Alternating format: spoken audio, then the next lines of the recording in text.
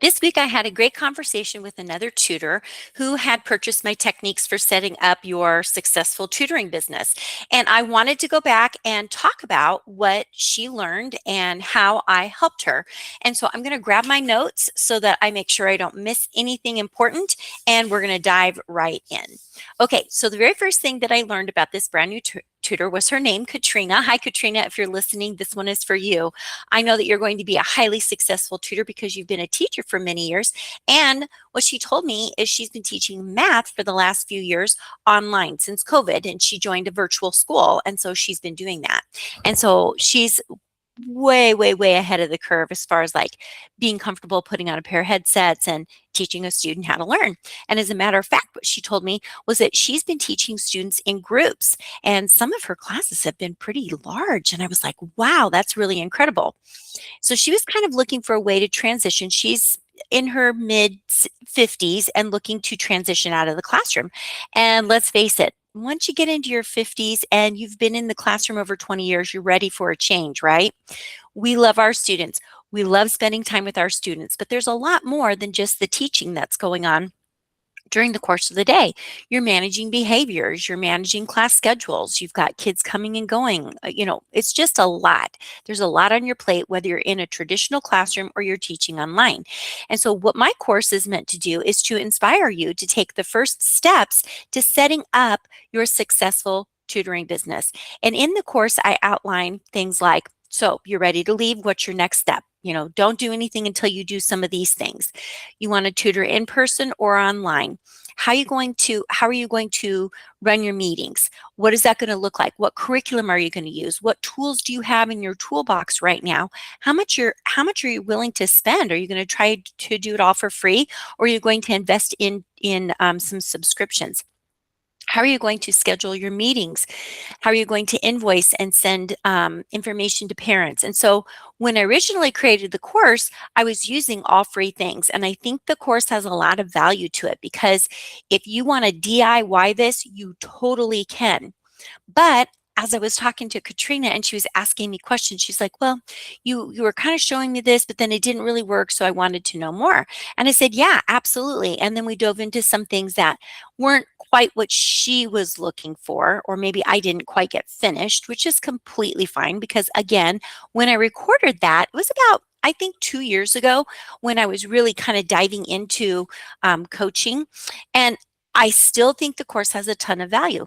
But she asked me some other questions, and she was like, well, how do you go about doing your billing now? And I am a huge user of TutorBird.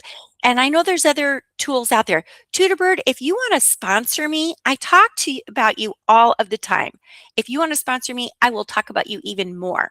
But what TutorBird does is it allows me to schedule meetings, communicate with my parents, create invoices, collect billing. Basically, it manages my entire business. Now, I'm a solo tutor. I have tried to hire other tutors to help me before, and nothing's ever really successfully went forward for a long period of time. So when I've had other tutors, I've just used them as 1099 employees. And so maybe my business strategy might look different than maybe what you want yours to look like. So I'm just speaking from the point of view of being a single sole proprietor. Okay. But she was asking me some questions. And so I took her behind the scenes and I showed her my income, what it looked like, how I scheduled things. She could see right inside of my TutorBird to get a really clear picture of what does that look like? Because I think sometimes we're just at such a loss. We don't really know where to start. We've got this idea in our head. We're like, oh, I can totally do this. I can totally see myself doing this. And then suddenly you're like, well, how can I make this a reality? How can I actually go from being the teacher to the tutor? And that's really what that course outlines. And when you purchase the course, then you also get time with me, which is great, because then you can ask all the questions that you wanted to ask. I've got something that popped up on my screen. Sorry there. And then just being able to hold her hand and walk her through some things. She also wanted to know a little bit more about my Google Classroom, how I ran it. Did every student have a different meeting link? And honestly, I didn't tell her this, but when I first started, every student did have their own meeting link, and that worked out really well until I got really busy and I went back to back to back to back to back. And what I found is I really just needed to be in the meeting and just let people in. So my meeting link has a waiting room, and then I just bring them in when I'm ready. And if they show up too soon, I just say, hey, it's really good to see you. I need you to log back in about 10 minutes. Would that be okay? It's not quite your time. And the kids are like, oh, yeah, not a problem. So when they enter, I'll hear a little ring-a-ding-a-ding in my ear, and my other students don't hear it. So that's something to also know about. She asked me some questions about um, how about marketing, really good questions about marketing. And if you followed me anywhere on social media, you know I talk a lot about marketing because as a solopreneur, nobody is marketing my business but myself. Okay, so I am a literacy expert. I work with reading, writing, and spelling for ages 6 and up. And I really don't have a ceiling for how high I'll go, but I know where my expertise is. And so if a student needs something that I can't provide, then I just have to say I can't support that anymore. So I go up to a certain point because it depends on the level of the student. If the student is really struggling with literacy just in general, I can take them a long way. But if they want to come in and they want to work like on major MLA written essays, I'm not the person for them. I would definitely source that out. That would be past my I've had experience with that. I got my whole master's writing one like that, but that was miserable. So I don't think I want to teach that. So I'm working with students. I currently have students. And then I also work with tutors, teachers, educators, people who want to become tutors. And when we say tutors, I wish tutor had the same prestige as teacher. It's kind of like saying you're a doctor or you're a holistic doctor. Some people go, oh, I don't want to go see that holistic doctor. That doesn't sound like something that I want. Well, that's kind of how I feel like when people say tutor. So you can call yourself an educator. You can call yourself a literacy expert. You can call yourself whatever you want, but you're just no longer in the classroom, right? So those are the types of people that I'm supporting. She asked me about marketing, to get back to that. And then I talked to her about two things. I talked to her about Google Business, your Google Business, actually three things, having a website and the Meta Planner. And so I kind of took her behind the scenes to kind of show her that. And then she says, oh, well, can you tell me more about that? And I said, you know what? I have a video on some of these things and I'll just send it to you. But I did tell her, I said, come back, ask me more questions. If that wasn't enough, I'm happy to help her. And then she also wanted to know a little bit more about Tutorbird. So I just sent her my referral code for her to check it out because she can use it free for 30 days, whether she has students or not. And it's off my referral code. So the next time she wants to use it for free for 30 days, she can use somebody else's referral code or just go on and use theirs. But I think the big point is that what I'm trying to do is to get parents to understand the importance of literacy and tutors to understand that teachers, educators, they can take the risk and set up their own private practice. And the other thing that I think I really want to make sure that educators know is that parents are no longer looking for, I have a master's in this and this, and they don't care about that. They want you to talk about how you can solve their child's problem. They might ask you more. On my All About Me page, I have like my background in education and I put it there, but I don't talk about that when I make my social media videos because nobody cares. They just have this problem and they need an answer.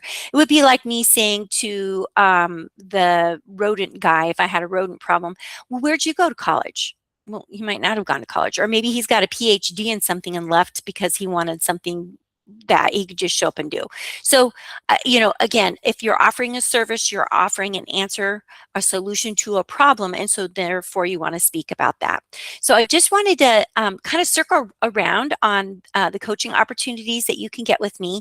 I offer one-off courses that can be found on my website. I've got courses ranging all over the place. As a matter of fact, I will pull up my website and talk you through them. If you're still here, then I know you're interested. So that's amazing, and I appreciate you. And while you're here, I would really encourage you to go and like and subscribe to my content so that I can keep this fresh and going for you. This is my basic Tutorbird website. Again, big fan of Tutorbird because I have a website. I'm not super delighted with their drop and drag tag stuff. I wish it was a little bit easier. It's pretty limited on what you can do. So this is my welcome to Tutoring with Sheryl. This is my about page, which I probably really need to update. I probably need to change it from Tech Coach for Tutors to just Coach for Tutors. But I walked on here. As a matter of fact, I do have to update it because I haven't updated this page for 2 years. So it's really good that I'm doing that. And my links to my social media. And then I've got my contact page. There we go. You can contact us, my blog, courses, which is the one that I was going to show you. I've got resources, a free parent newsletter, login, etc. Okay, and a book a coaching call with me. So the courses, I set them up courses for parents at the top. So I'm going to come down here a little bit further for courses for educators. And this was the course that Katrina took, Techniques for Setting Up a Successful Tutoring Business. So you can quickly read that, pause it. And now I'm going to go on to the next one. Managing a Successful Tutoring Business course is a course that it's a hub that you're in for 6 months. And I have hundreds of videos in there. I really kind of need to go in there and whittle it down because some of it probably can go now. But I've got, again, the tutoring in person or online, website development, creative marketing strategies, collaborations, digital whiteboards, access to virtual trainings that I've provided, launching a live course, Facebook, Instagram, Meta, how to grow your reach with YouTube, how to create and use an email list. And then I just finished this. This is a really good course. I built a course for you called Build a YouTube Channel to Gain Students. And after purchasing that course, you get 30 days to book a one-on-one with me. You just email me directly, and that's free because you've paid for the course. And you're going to get a 40-minute digital training on how YouTube can show your expertise, build trust and gain students, and then how to build a course that you can sell using YouTube. But I actually just added about, I don't know, 3 more videos to it. And then I also added some very specific links to podcasts that I think would be really, really useful for you. So if you're interested, make sure that you go to the Tutoring with Sheryl website, and I will include it in the description. So Katrina, I want to wish you a lot of luck. And I've met with many, many tutors over the course of the last couple of years, and I would love to hear them come back in, check in, let me know how things are going. And some of the tutors that have been in my program, I have done collaborations with where I've been recording videos and sharing them out. Not every tutor wants to do that. And as a matter of fact, Katrina was a tutor who said, I'm super comfortable showing up like this in a meeting like this, but I'm really not comfortable sharing my video or my face out there. And I said, well, that's okay. You can just, because she's a math tutor, I said, you can just do tutorials where you're showing how to solve a math problem, and that can gain traction there as well. So there's a lot of things that you can do that doesn't mean that you have to show up just like this. But thank you so much for joining. Be sure to like, subscribe, share, comment. I would love to hear where you're watching from and what you're tutoring or what you're up to. Or if you want to leave the classroom and you want to know more about how to exit. All right. Bye-bye, everybody.